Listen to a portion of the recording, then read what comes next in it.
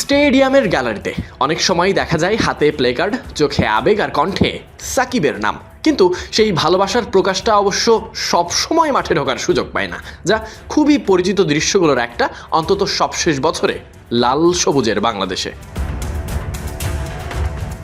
একবার নয়, দুইবার নয়, একাধিকবার ভক্তদের সেই প্লেকার্ড ফেলে দেওয়ার ঘটনাও ঘটেছে।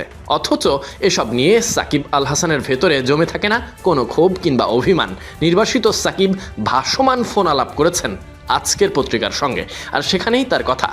এতে কষ্ট পান না তিনি, বরং খারাপ লাগে ভক্তদের জন্য।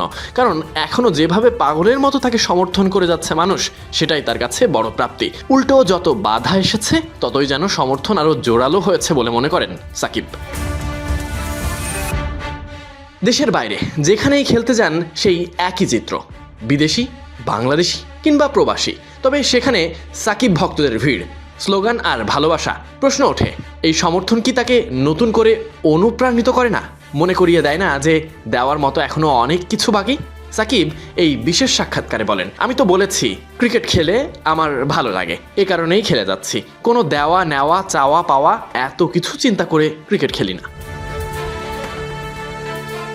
এ সময় গ্যালারিতে প্লেকার্ড উঠুক কিংবা না উঠুক, সমর্থন পাক কিংবা না পাক, বিতর্ক কিংবা প্রত্যাশা ছাপিয়ে তিনি খেলতে চান নিজের ভালো লাগা থেকে। আর সেই ভালো লাগার জায়গাটুকুতেই বারবার ফিরে আসে ভক্তদের নিঃস্বার্থ ভালোবাসা। সাকিব কোথাও বোধহয় তা এড়াতে পারবেন না, সাক্ষাৎকারেও পারলেন না। Sadik Ahmed Sunny, BD crick time.